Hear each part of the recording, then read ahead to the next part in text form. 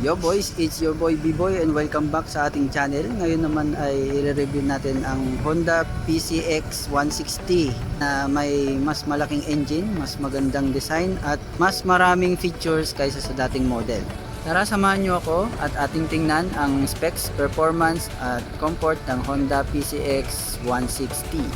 Ang Honda PCX 160 ay may sleek at elegant na design na talagang very attractive ang looks.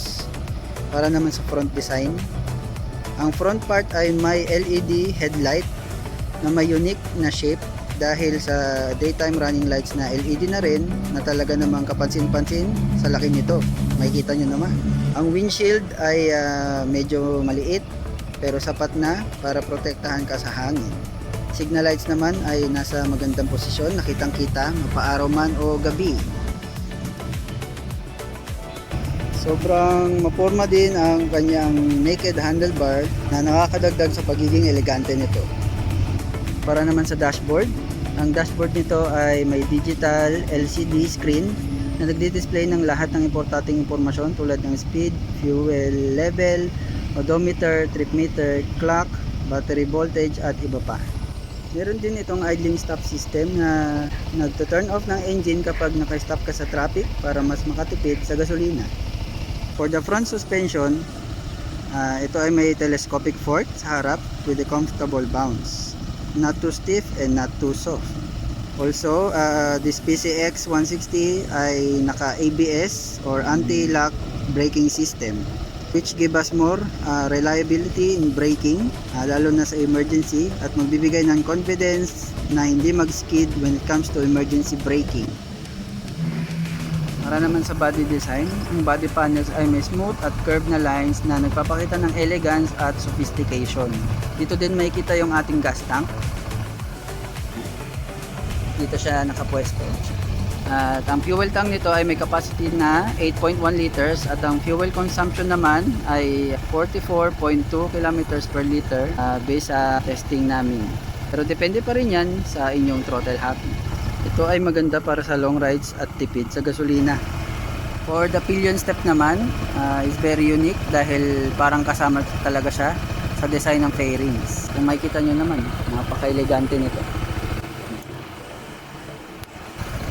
Sa stepboard naman natin, may mahabang space na good sa cruising style riding na mas comfortable para sa ating mga riders. Ang seat naman nito ay spacious at komportable din para sa ating mga rider at sa ating passenger. Two-tone ang design nito na may magandang texture ang seat cover na makapal din. Ang cushion nito para sa mas comfortable sitting position, magpa-traffic man o long ride. Ayan, buksan natin yung under seat compartment. Ayan. Ay! Ang ganda, parang may hydraulic pala to. Ang underseat storage naman ay malaki at kasya ang isang full face helmet at iba pang gamit. Ayan. So ang underseat storage capacity nito ay merong 28 liters. Kasya ang isang full face helmet, depende na lang din sa shell. Para naman sa rear design, ang rear part ay may full LED tail lights na may X-shape na pattern na unique at catchy. No need na mag-alala para sa signal lights dahil isang assembly na rin ito at wala nang mababali pa. Yan. O diba ang ganda?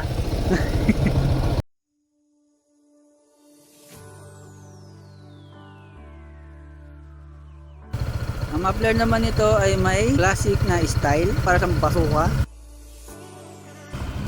Para naman sa engine, meron naman itong 157cc liquid cooled single cylinder engine na nagbibigay ng 15.8 horsepower at 14.7 newton meters of torque. 4 valves, 4 stroke, single overhead cam.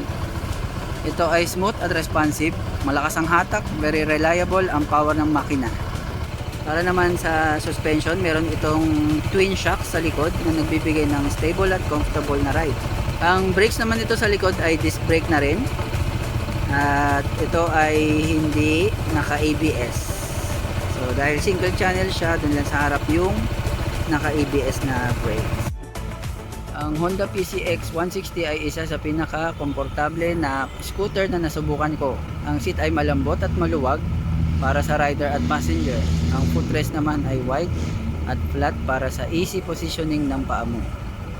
Handlebars ay nasa tamang height at distance para sa relax na paghawak. Ang windshield ay effective na nag-shield sa atin sa hangin at alikabok. Ang ride quality ay smooth at quiet dahil sa magandang suspension at engine. Ang motor naman ay madaling i-maneuver dahil sa lightweight at compact size nito. Hindi ka mahihirapan mag-park or mag-turn sa mga tight spaces. Sulit naman kung ikaw ay makakabili ng Honda PCX 160 dahil napakaganda ng scooter na ito. So yan, ang Honda PCX 160 ay isang magandang motor na pwedeng gamitin sa city driving at long rides. Ito ay may magandang design, powerful engine, smooth transmission, stable suspension, effective brakes, spacious storage, digital dashboard, idling stop system at ABS.